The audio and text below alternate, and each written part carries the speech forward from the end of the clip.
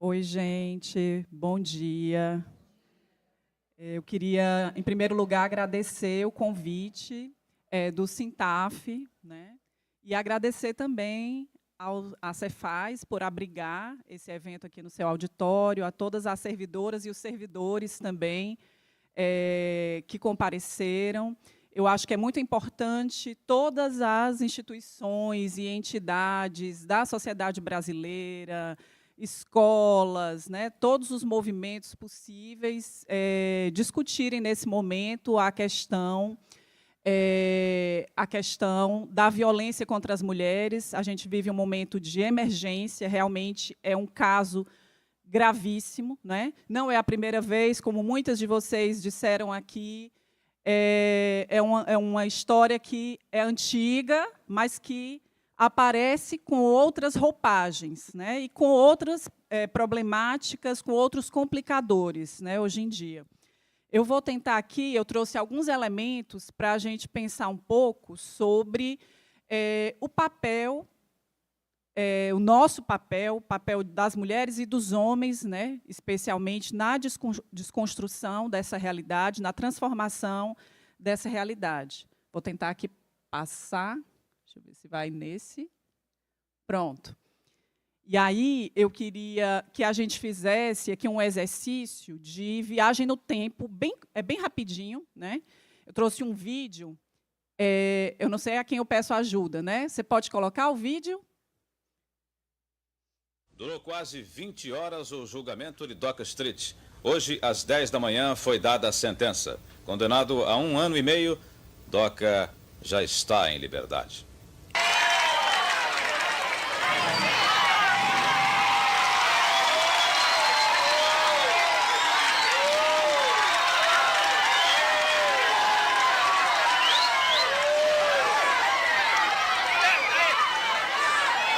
Amigo, qual a sua opinião sobre a sentença do Doca Street? Olha, eu achava que tinha que ser solto mesmo.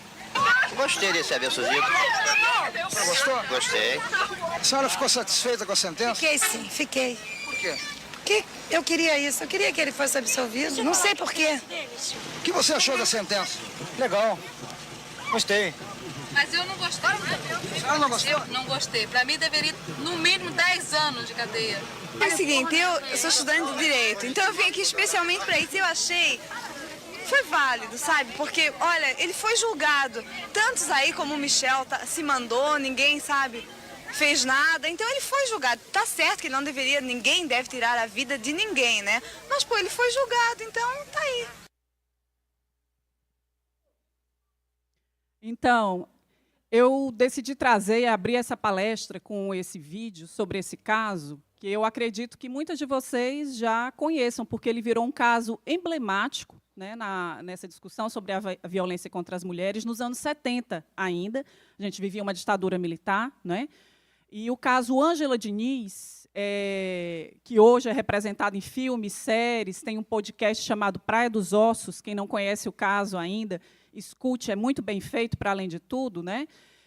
Desencadeou uma virada, vamos dizer assim, no tratamento sobre a questão da violência. Primeiro, a partir dos movimentos feministas que estavam se organizando no Brasil nos anos 70, principalmente a partir de 75, a gente tem o Ano Internacional da Mulher, decretado pela ONU, e a gente tem uma série de movimentos se reunindo, começando no Brasil, inclusive no enfrentamento à ditadura, mas também com relação à defesa dos direitos das mulheres. E o caso Ângela Diniz, ele não é uma novidade, se matava mulher como se matava lebre, né, no Brasil. Eu sou pesquisadora da questão da violência, né, e em muitos jornais que eu pesquiso de Fortaleza, nos anos 70, a gente via todo dia notícias sobre assassinatos de mulheres, sempre com aquele tom.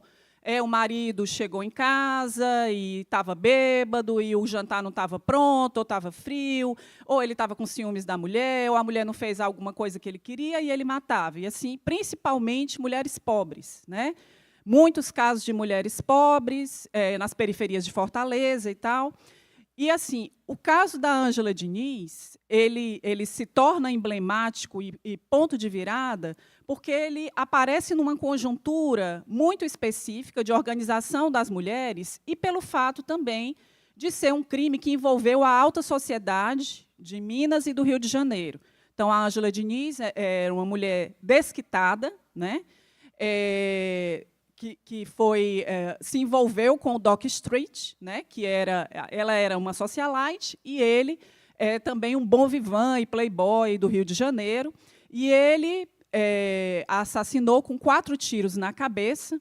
Ângela tinha 3 filhos. Por conta do desquite e da sua liberdade também, né, de escolha, de namorar, de ser desquitada, ela sofria muito preconceito, como muitas desquitadas. Eu não sei se aqui tem alguém que teve uma desquitada na família, né, mas a gente entende um pouco o que era isso, né, essa questão do desquite, ou se alguém aqui também foi desquitada, né? Então, tinha muito preconceito contra essas mulheres, e ela foi assassinada, e isso ganhou muita repercussão também, porque envolvia uma classe social mais abastada, né? Então, esse crime aconteceu em 1976, em Búzios, no Rio de Janeiro. O primeiro julgamento do DOCA foi em 79, justamente essas imagens são do primeiro julgamento, quando ele foi absolvido. Na verdade, ele foi condenado a 1 ano e pouco de prisão, mas como tinha bons antecedentes, né? E a defesa é toda fundada em cima da questão do crime passional. Ela era uma mulher muito difícil, ela era uma mulher muito livre, né? Ela respondia, ela revidava, e aí não tinha o que fazer, ele ficou cego de ciúmes e matou, né? Então, a partir dessa repercussão, vamos dizer assim, né, do crime, deixa eu ver se eu consigo passar. Agora eu não consigo passar. Para cá? Ah, está certo. Agora sim, né? Então, a partir dessa repercussão, o movimento feminista, né, abraça o caso da Ângela Diniz e começa a cobrar um novo julgamento, né? Com justamente a campanha Quem Ama Não Mata, né? Essa foi uma campanha que se tornou muito poderosa, porque essa era uma justificativa muito utilizada pelos casos de criminosos, né, de assassinos de mulheres na época. E é importante a gente dizer que essa luta não foi fácil, porque a Ângela Diniz foi tratada pela imprensa, né? Ela era chamada de Pantera de Minas, então houve toda uma campanha da imprensa na tentativa de revitimizar a Ângela Diniz, justamente investigando o seu comportamento e procurando justificar, vamos dizer assim, o crime do Dock Street. Mas as feministas conseguiram, com muita pressão social, a remarcação de um novo julgamento, e em 81 ele foi finalmente julgado e condenado, cumpriu a pena de prisão, não exatamente o que deveria, mas cumpriu. Então, assim, definitivamente, a pauta da violência ela entrou nas bandeiras, entre as bandeiras do movimento feminista de segunda onda, né, que se concentrava, entre outras coisas, também nos direitos, em torno dos direitos trabalhistas, em torno do direito às discussões sobre o corpo, né, a questão da maternidade e também a questão da violência, né? Agora, lá vou eu de novo. Pronto, né? Então, assim, de lá para cá, né, dos anos 70 para cá, o Brasil ele se tornou signatário de vários tratados internacionais, com a participação de mulheres organizadas, né, em torno dessa questão do debate em torno da violência, né? A Convenção de Belém do Pará, que é de 1994, que é posterior à criação das delegacias das mulheres, né, a primeira delegacia das mulheres aqui no Ceará ela foi criada em 85. Ela é fruto dessa luta, não é? Na Constituição brasileira também houve o lobby do batom, né? Então, a gente tem, em 88, por exemplo, na aprovação da Constituinte, uma série de garantias que são dadas às mulheres, né, contra a violência, a questão da criminalidade, mas que precisaram ainda ser regulamentadas, né? A gente ainda tem muitas leis que vão sendo criadas a posteriori. Então, assim, só trazendo essa Convenção de Belém do Pará, a definição de violência ela também se amplia. Por quê? Porque quando a gente falava de violência nos anos 70, se tinha muito a ideia de que a gente estava falando de violência física. É aquele cara que bate na mulher, aquele cara que atira, né, que mata e tal. Então, essa ideia de violência ela foi sendo ampliada também. Então, aqui, só para a gente enxergar, visualizar melhor, violência contra a mulher é qualquer ato ou conduta baseada no gênero que cause morte, dano ou sofrimento físico, sexual ou psicológico à mulher, tanto na esfera pública como na esfera privada, né? Então, essa já é uma tentativa de ampliar, porque se percebe, a partir dessas diferenças de gênero, e quando a gente fala de gênero, não tem nada a ver com aquela mistificação de ideologia de gênero. O gênero é justamente você entender que há componentes de desigualdade baseados nas diferenças sexuais, que são instituídas socialmente em benefício de alguém. Nesse caso aqui, não é em nosso benefício, né? Então, assim, se naturaliza, como muitas colegas aqui falaram antes, se naturaliza que, pelo fato de você ser responsável ou ser aquela onde acontece a gestação, aquela que tem menos força física, né? Aquela que amamenta, aquela que se responsabiliza mais pelo cuidado dos filhos e da casa, como se isso também fosse natural. Então, naturalmente, você é inferior, né? Você é e chora, e tem mais sensibilidade, então, que você seria inferior, e isso, por exemplo, te excluiria de uma série de oportunidades, né, de tarefas, de empregos. Então, o gênero tem a ver com diferenças hierárquicas e de poder estabelecidas socialmente em torno das diferenças vistas como diferenças sexuais, entre masculinos e femininos, né? E aqui eu trouxe para vocês uma ilustração que ela mostra muito bem como é que essa ideia de violência, que foi ali estabelecida em vários congressos internacionais, a partir da escuta de muitas mulheres, como é que essa violência ela passa a ser encarada pelas mulheres, né? Então, você tem aqui as violências consideradas visíveis, que eram aquelas mais faladas, cuja culminância é o feminicídio, a eliminação, né, da vida daquela mulher, especialmente. Você tem as mais visíveis, a agressão física, o estupro, né, a ameaça, aquela que é presenciada, especialmente. Mas você tem também aquelas que são consideradas menos explícitas, né, aquelas que são, muitas vezes, invisíveis e que acontecem ali, justamente nos espaços mais íntimos, no espaço da casa, onde ocorrem a maior parte das violências, né, contra as mulheres. O abuso psicológico, né, quando você se desfaz do corpo, ou, por exemplo, quando você diz que a mulher não é capaz, que ela não serve nem para ser mãe, que ela não tem capacidades, a chantagem emocional, né? A humilhação, a culpabilização, isso, muitas mulheres vivenciam isso. Então, se algo dá errado com os filhos, a culpa é da mulher, que não soube criar, né? Uma série de outras coisas. Ou se ela, por exemplo, ela sofre um assédio, a culpa é dela, que estava com uma roupa curta, que deu cabimento, né? E o controle, né? O controle, e aí, como também já falaram aqui, ele é muito explicitado de maneira sistemática, né, na nossa sociedade. Aí ele não pertence exatamente a um homem específico ou a uma mulher específica. Então, é incentivado pela publicidade machista, né, que incentiva a gente a estar o tempo inteiro olhando para o nosso corpo, se comparando com outras mulheres, não é?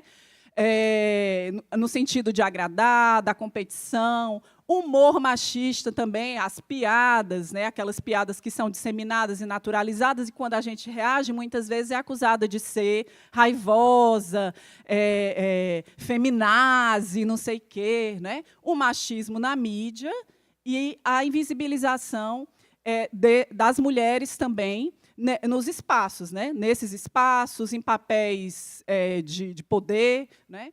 Então, são formas consideradas sutis, mas que se retroalimentam. Não existiria feminicídio, estupro, agressão física, se você não tivesse ali na origem desse processo, né, uma sociedade que concorda, que ri, né, que acha menor. Ontem, eu estava vendo uma notícia, não sei se vocês viram, porque isso apareceu em várias redes sociais, uma apresentação de trabalho no ITA, uma equipe de 5 estudantes que resolveu criar um jogo, né? Um jogo em que uma adolescente de 15 anos ela foge do Epstein e é perseguida pelo Epstein e por outros pedófilos numa ilha.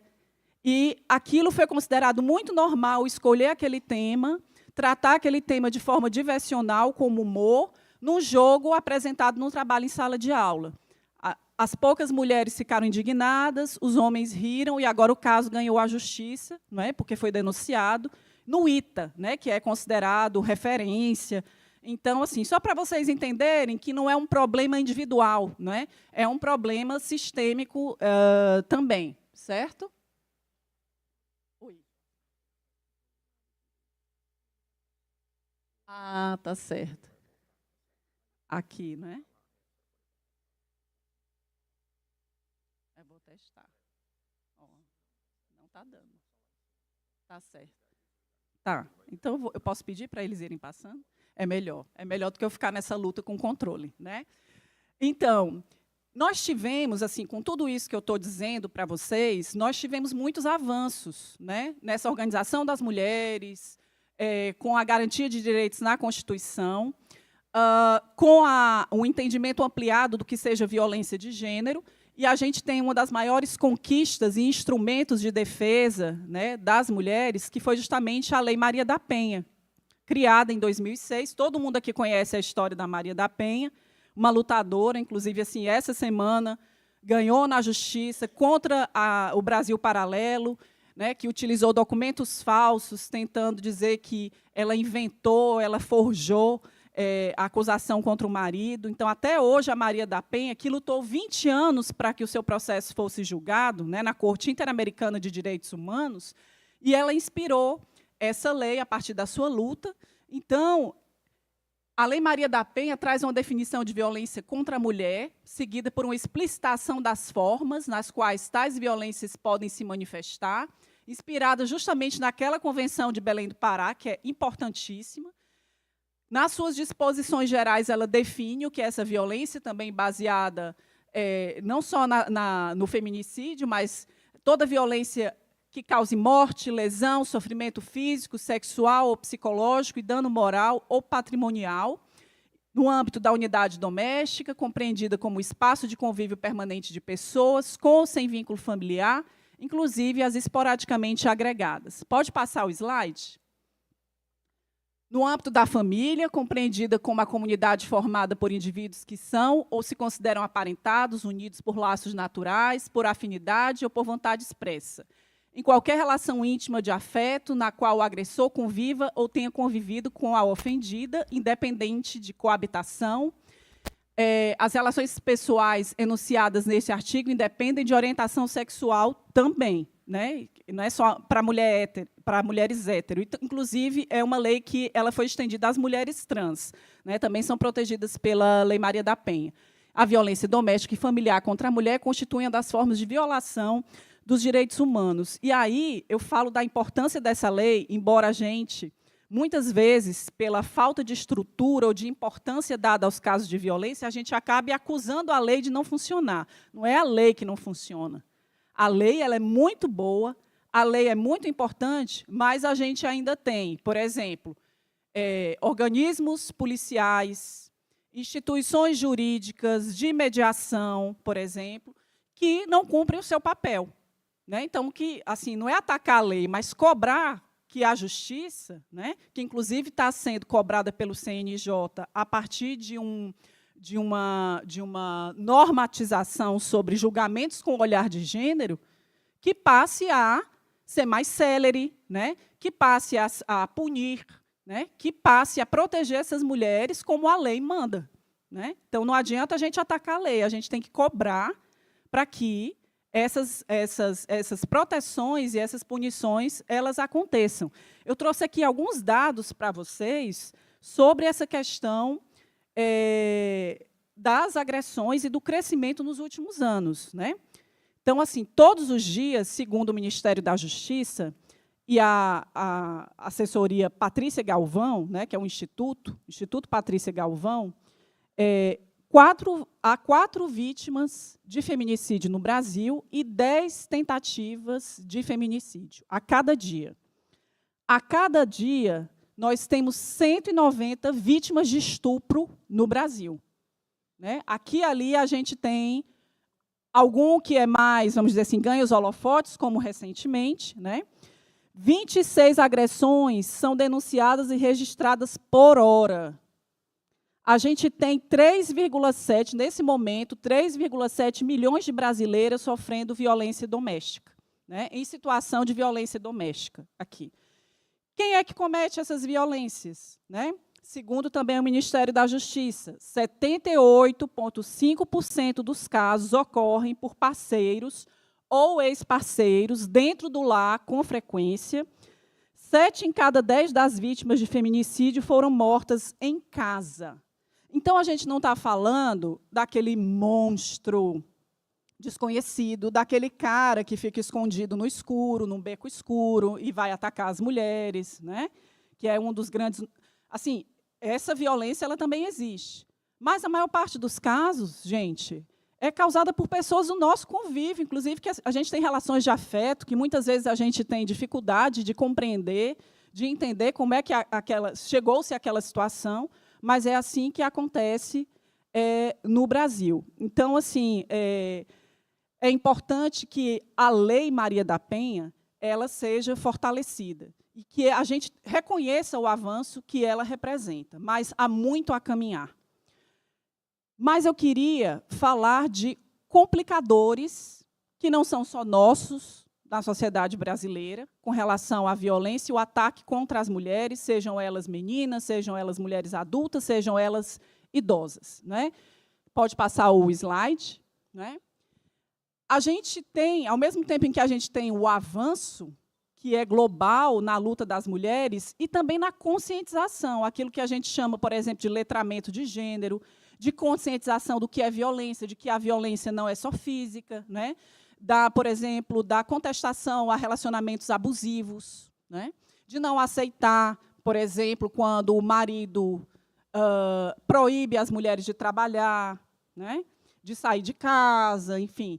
Então, a gente teve uma série de conquistas. A gente tem os feminismos em suas diferentes ondas, houve conscientização das mulheres sobre direitos e práticas violentas e abusivas, a organização de meninas e mulheres a partir de redes sociais. Então, assim, eu acho que todo mundo aqui já ouviu falar da campanha Meu Assediador, Meu Professor Assediador, campanhas contra assédios e abusos sexuais em instituições como escolas, igrejas, né?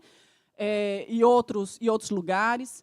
Houve também um letramento de gênero associado ao letramento racial. Então, assim, a gente vive num país de maioria preta e parda, né?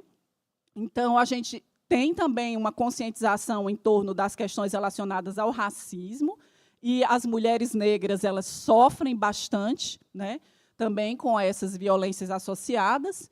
E, como reação a tudo isso, tem uma utilização do pânico moral no debate público. Então, assim, olha só, as mulheres viraram todas revoltadas, né? Discutir essas questões na escola não pode, porque é a família que tem que falar dessas questões. Na escola não se pode falar sobre isso, porque é doutrinação. E aí foi se abandonando pouco a pouco, porque a gente fala assim, tem muita informação, mas tem muita desinformação também. E tem muita captura daquilo que a gente chama de ressentimento de gênero, uma culpabilização das mulheres, um ressentimento dos homens que foram socializados para serem provedores, para terem acesso livre ao corpo das mulheres, para serem os garanhões, né? E que não estão mais conseguindo, vamos dizer assim, obter de maneira tão livre, de maneira tão fácil, de maneira tão descomplicada, esse acesso às mulheres da forma que eles queriam, e nem de serem mais os provedores das casas. Por quê? Porque a gente entendeu que a independência econômica é muito importante, né? O dinheiro da fuga, como diz uma psicanalista chamada Ana Sui, né? O dinheiro da fuga na hora da violência é importantíssimo. Se você, muitas vezes, não tem independência, nunca trabalhou, não sabe como é que vai sair daquela situação, fica muito mais difícil. né? Então, a gente já entendeu isso, né? Há um movimento muito comentado ultimamente das mulheres que preferem não se relacionar mais, ficarem solteiras, né? Estão cansadas de violência, de relacionamentos abusivos. Nem todas as mulheres desejam mais para si aquele casamento, sabe, de foto de família, com o bolo, com a família margarina. Então, isso irrita muito homens que foram socializados, esperando isso. Isso não é só no Brasil, certo? Então, assim, você tem uma série de frustrações, e também não só com relação às relações com as mulheres, mas também uma frustração com relação àquilo que se esperava que o capitalismo desse para essas pessoas. Então, assim, muitos jovens não conseguem mais um emprego, né? Muitos jovens não têm o emprego que desejavam, não ganham mais como desejavam, né? Então, esse sentimento de frustração, de que eles foram traídos, de que eles estão desamparados, é muito forte, né? Pode passar? E aí a gente tem muitas pessoas, muitas organizações lucrando muito com a mobilização do ressentimento e desamparo masculino. Vocês assistiram essa série? Adolescência. A série Adolescência ela virou obrigatória nas escolas do Reino Unido, né? Quem não assistiu, corra, principalmente se for pai, se for mãe, se tiver sob a sua liderança ou sua área de influência ali, adolescentes, né? Assista com eles, debata, né? É uma série que ganhou vários prêmios e é uma das mais assistidas no Netflix, né?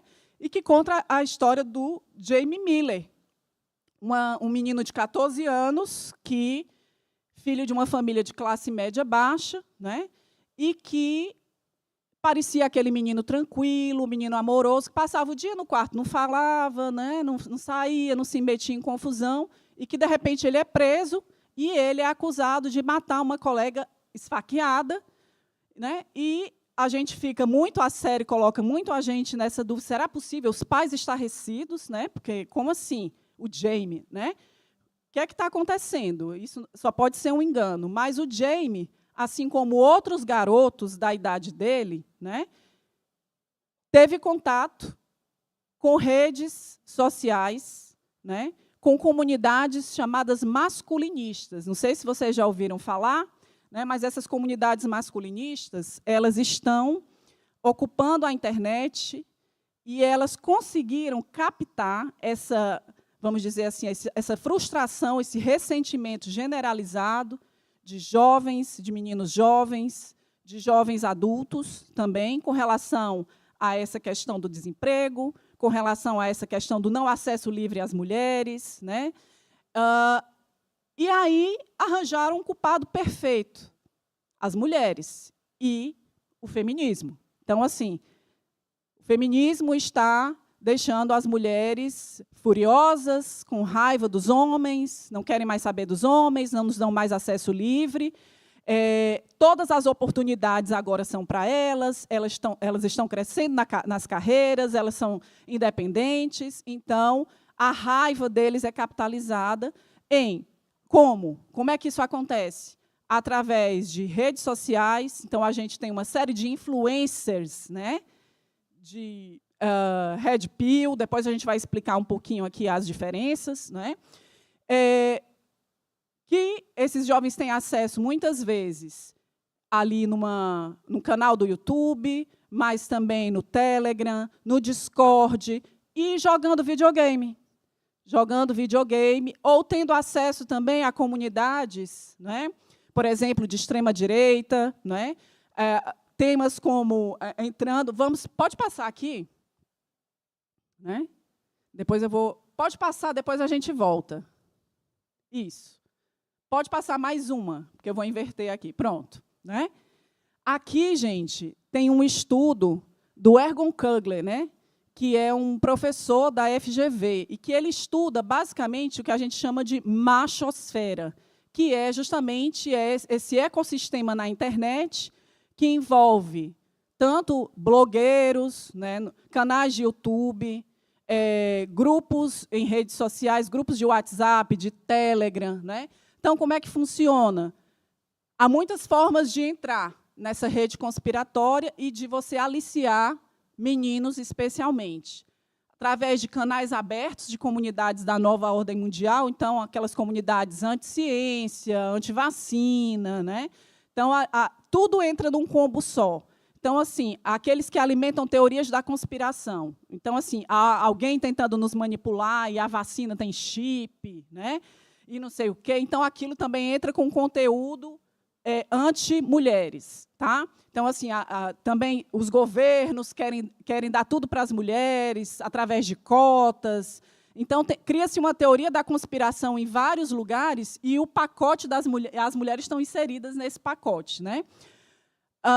Muitas vezes, eles recebem, nesses canais abertos da nova ordem mundial, convites para comunidades anti-woke. O que é um anti-woke? É anti-direitos de minorias, né? E anti-gênero também.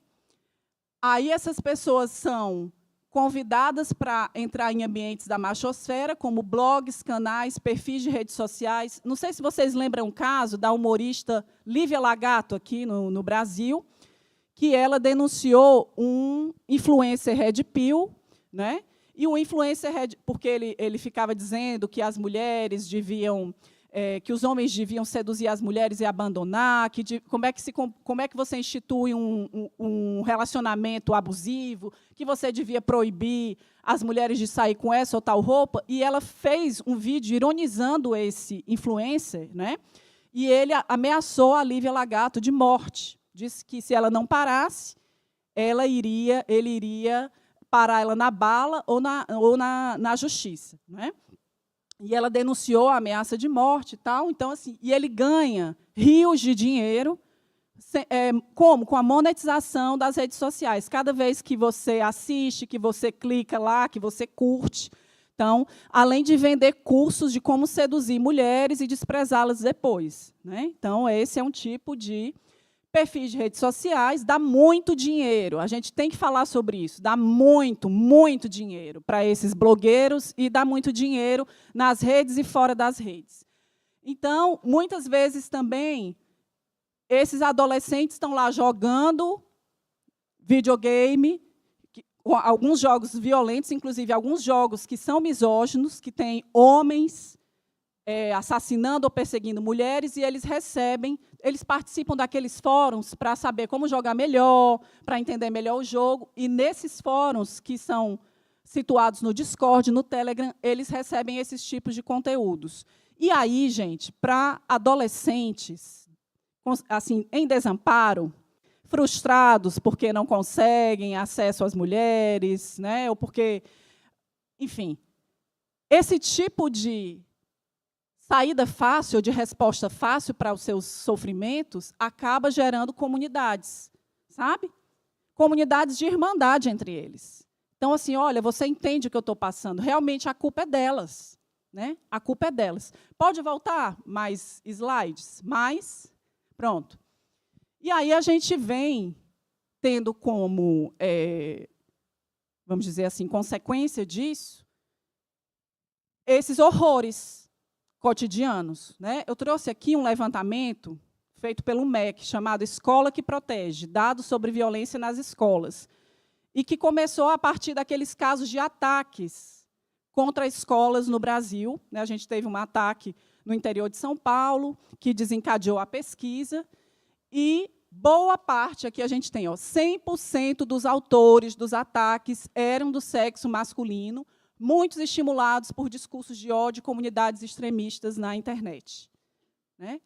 E a maior parte dos alvos desses ataques são meninas. A maior parte das mortes são de meninas, né? Ou professoras também. Né?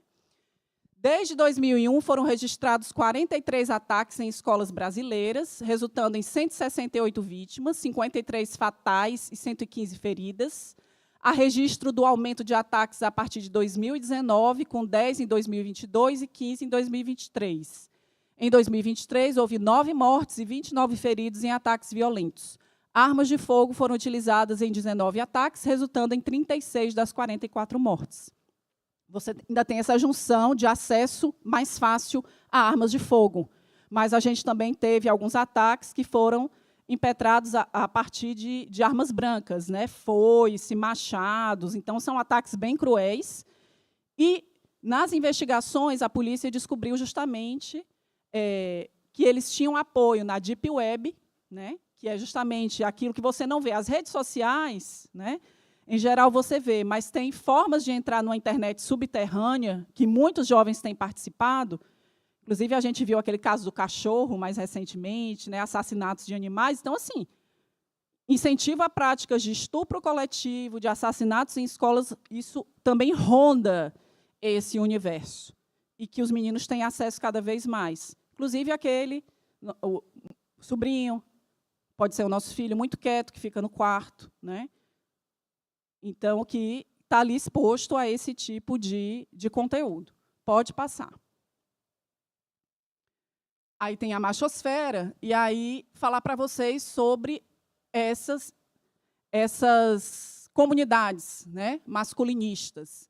Os discursos predominantes incluem o desprezo pelas mulheres, teorias da conspiração antifeministas e a promoção de papéis tradicionais de gênero. Não sei se vocês têm visto, isso aparece muito no TikTok, né? A valorização de mulheres que só ficam em casa, que se responsabilizam por todo o serviço doméstico. Mulher troféu, as donas de casa tradicionais. Então, todo o movimento, inclusive, assim, os vídeos são super bem feitos, né? Aquelas mulheres que têm muitos filhos, né? Incentivo que as mulheres tenham muitos filhos e tal. Então, isso vem aparecendo também. Gente, é um ecossistema que se retroalimenta, viu? 4 subculturas se destacam: os Red Pill, MGTOW, pick-up artistas e incels, que compartilham elementos como controle e desprezo pelas mulheres, né? Então, os Red Pill, que incentivam aí o desprezo às mulheres, então a culpa do que está acontecendo e dos homens estarem felizes é das mulheres. Os MGTOW, que, por exemplo, pregam que os homens eles não têm mais relacionamentos com mulheres, né? Que eles só utilizem as mulheres para o sexo, né? O pick-up artista são os artistas da sedução, aqueles que ensinam os homens a como seduzir as mulheres, né? Simplesmente se divertir com isso. E os incels, que são aqueles que se identificam como celibatários involuntários, que teriam sido desprezados pelas mulheres e também se reúnem em torno desse ódio àqueles que as desprezaram. Então, são vários tipos de comunidade. O Red Pill ele é uma referência a um filme chamado Matrix, né? E a pílula vermelha, para quem assistiu esse filme, revelaria a verdade. Então, a verdade para eles é que as mulheres têm culpa de tudo, né? Então, é isso que é o movimento Red Pill. 80% dos canais misóginos utilizam estratégias de monetização, como anúncios, assinaturas, superchats e vendas de produtos, né? Livros, inclusive. Alguns cobram até R$1.000 por consultas individuais. Os vídeos usam termos pejorativos, imagens degradantes e humor sarcástico para camuflar a misoginia e evitar a moderação da plataforma, né? Esse é o produto de um relatório do Observatório da Indústria da Desinformação e da Violência de Gênero em Plataformas Digitais da UFRJ. Tem vários estudos sendo publicados agora, né?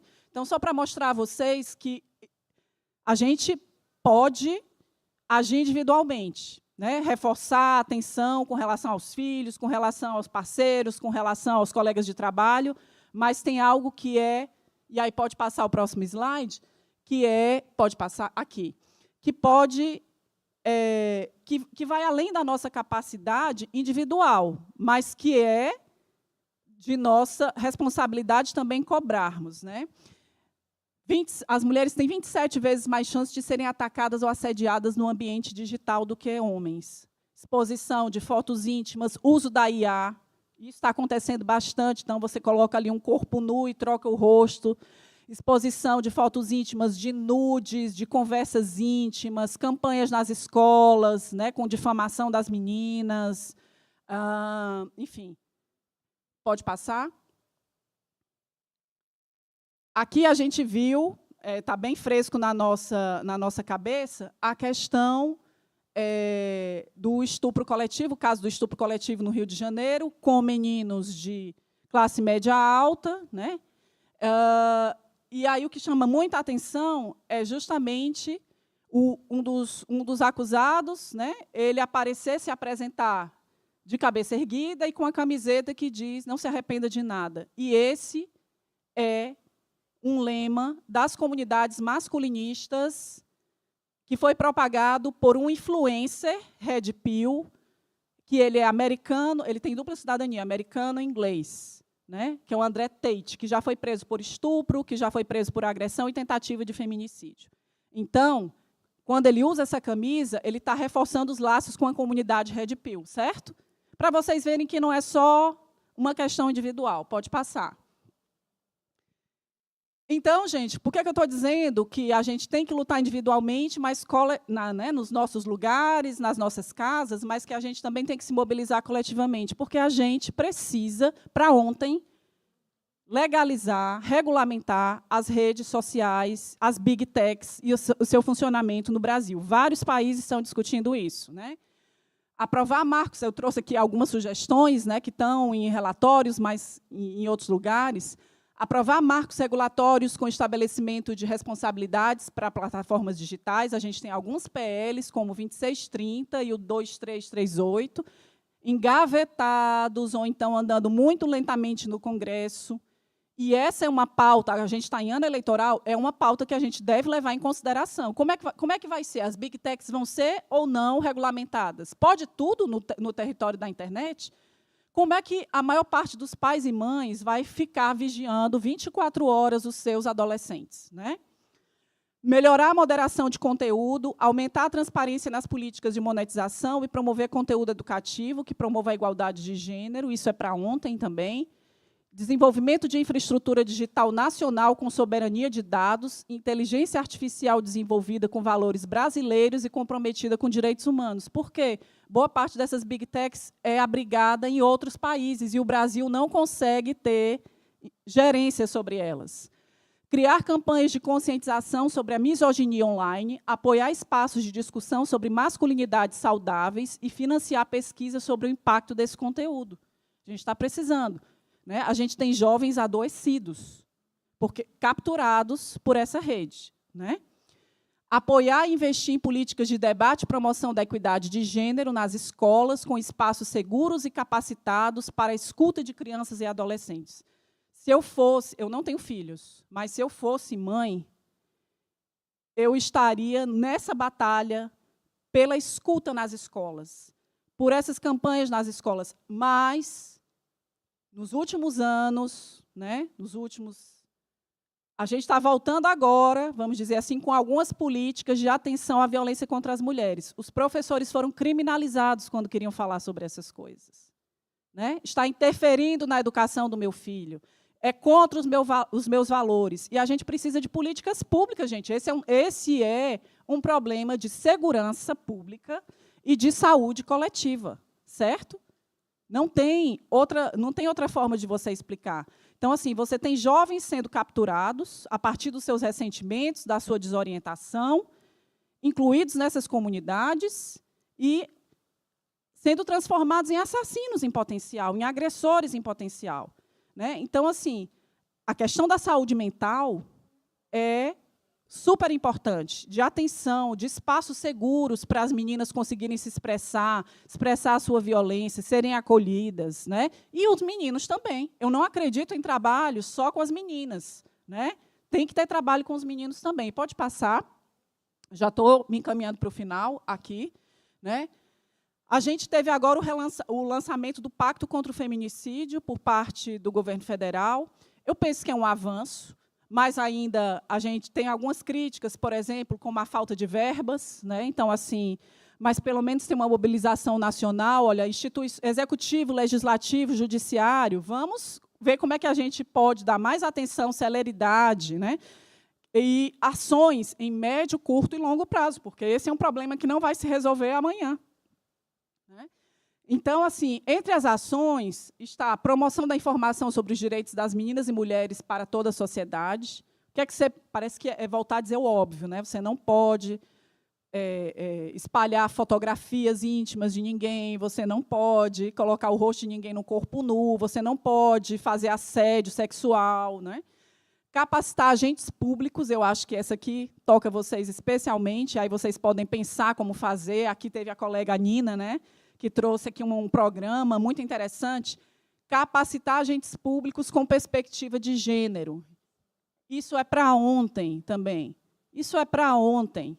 Né? E aí eu estou falando o quê? Do executivo, do legislativo, do judiciário, mas da sociedade, que está fora do poder institucional também. Né? Enfrentar o machismo estrutural, e aí é desde aquela piada, o assédio, o silenciamento, como a Liana falou aqui, o silenciamento das mulheres em reuniões, né?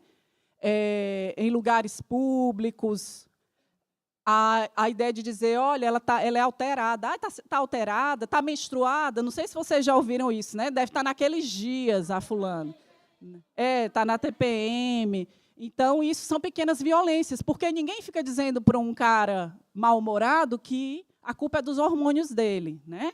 Então, é um tipo de coisa que você vai enfrentando no dia a dia, mas que, se você tiver políticas claras, né, sensibilizar os meninos e homens na defesa dos direitos das mulheres e pelo fim da violência contra meninas e mulheres, e enfrentar a violência digital contra meninas e mulheres. Pensem nisso quando vocês forem dar os votos de vocês. Aquele candidato está apoiando a questão da regulamentação das big techs? Ele fala alguma coisa no projeto de governo dele ou no plano? Gente, é muito sério, muito sério. Se a gente não regulamentar, não vai dar certo. Né? Aqui eu coloquei o número do 180, porque é sempre bom lembrar, existem mecanismos de denúncia, a gente não pode compactuar com o silêncio. Né? Se eu sei de algum caso, se eu estou vivendo algum caso na minha família, o apoio, né, vamos dizer assim, a sororidade é muito importante, os homens também, né, o papel dos homens, são tão poucos, mas assim, que bom que vocês estão aqui, e essa questão da denúncia, antigamente se dizia que em briga de marido e mulher não se metia a colher, mas isso foi totalmente superado, ou deve ser, a gente não pode deixar voltar o tempo do silêncio, né? E pode passar. O último slide, tem muita gente que fica assustada com o feminismo, né? Parece palavrão, parece nome feio. Mas é importante a gente lembrar que todas essas conquistas que nós tivemos, né, partiram dessa organização das mulheres por direitos. E aí tem uma escritora que eu gosto muito, que é a Bell Hooks, que ela diz que o feminismo é para todo mundo. Aí tem essa frasezinha, eu queria terminar a palestra com essa reflexão para vocês, né, que ela diz assim, ó, feministas visionárias sempre compreenderam a necessidade de converter os homens. Sabemos que todas as mulheres do mundo poderiam se tornar feministas, mas se os homens permanecerem sexistas, nossa vida ainda será desvalorizada. A guerra dos gêneros ainda seria uma norma. As ativistas feministas que se recusam a aceitar homens como companheiros de luta, que nutrem medos irracionais de que, se homens se beneficiarem de qualquer maneira de políticas feministas, as mulheres perdem, erraram ao fazer o público olhar para o feminismo com suspeita e desdém. É urgente que homens levantem a bandeira do feminismo e desafiem o patriarcado. A segurança e a continuidade da vida no planeta exige a conversão feminista dos homens. Eu acredito muito nisso. É por isso que a gente tem que cada vez mais levar essa discussão e envolver os meninos e os homens. É isso, gente. Muito obrigada.